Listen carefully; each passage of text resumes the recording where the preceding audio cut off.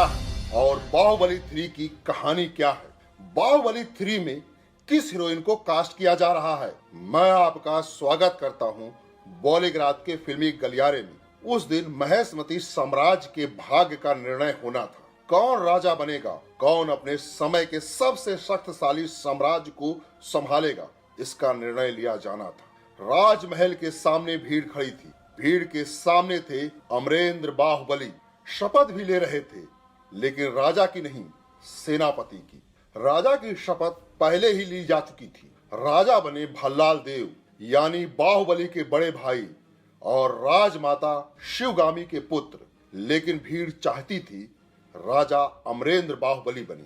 कोई और उन्हें स्वीकार नहीं था, बिल्कुल नहीं, किसी भी कीमत पर नहीं। लेकिन अब राजा भल्लाल देव थे। कानूनी रूप से राजमाता शिवगामी के दिए हुए वचन के अनुसार भी राजमहल के आंगन में एक ऊंचे मंच पर शपथ ली जा रही है। लेकिन भीड़ अपना नायक बहुत पहले ही चुन चुकी थी। तभी एक योद्धा शपथ लेने मंच पर आता है, एक लाइन बोलता है, अमरेंद्र बाहुबली यानी कि मैं महेशमती की असंख्य प्रजा और उसके धन, मान और प्राण का रक्षक और महाराज भल्लाल देव की सर्व सेना का अध्यक्ष, निरंतर अपने कर्तव्यों का निर्वहन करते हुए मुझे अगर प्राण भी त्यागना पड़े तो संकोच नहीं करूंगा। राजमाता शिवगामी को साक्षी मानकर मैं ये शपथ लेता हूं। उसके बाद भीड़ का सब्र टूट जाता है। भीड़ से एक नारा उठता है, हमें चाहिए बाहुबली। बस समस्या इसी लाइन में है कि हमें चाहिए। ये समस्या केवल बाहुबली के चाहने वालों की नहीं है, स्पाइडरमैन के चाहने वालों की भी है, आयरन मैन के चाहने वालों की भी है। ये समस्या चिरकालिक है। बस समय बदल जाता है, जगह बदल जाती है, वस्तु बदल जाती है, लेकिन इच्छा नहीं बदलती। हमेशा और अधिक चाहने की इच्छा।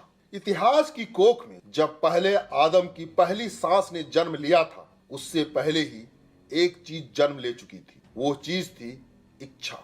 पहली सांस लेने की इच्छा, यूं करके आदमी की इच्छा खुद आदमी से बुजुर्ग है। बस यही दर्शन शास्त्र इस फिल्म के चाहने वालों की इच्छा के पीछे काम करता है। बाहुबली 1 आने के बाद पूरा देश एक ही सवाल के पीछे पागल था, बाहुबली को कटप्पा ने क्यों मारा। इसीलिए बाहुबली 2 भी आ गई। इस सवाल का जवाब भी मिल गया कि कटप्पा ने बाहुबली को क्यों मारा। लेकिन अब तक लोगों को बाहुबली के प्रभास को देखने की आदत हो चुकी। अब उन्हें बाहुबली का तीसरा पार्ट भी चाहिए। अब तो फैंस की समस्या बहुत बड़ा विकराल रूप ले चुकी और सभी को अपने पसंदीदा हीरो को और अधिक देखने की इच्छा कभी नहीं खत्म होने वाली है। इसीलिए एस.एस. राजामौली चाहते हैं कि बाहुबली का तीसरा पार्ट बनाना चाहिए।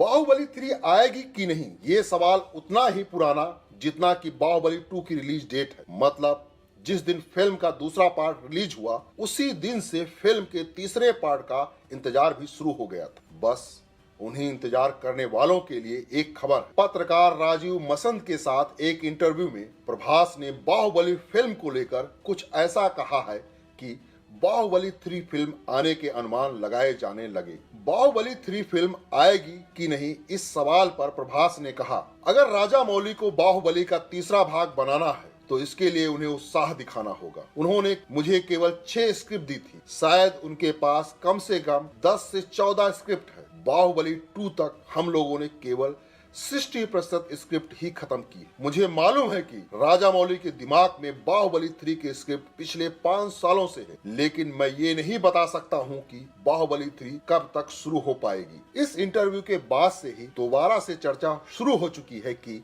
बाहुबली 3 आ सकती है।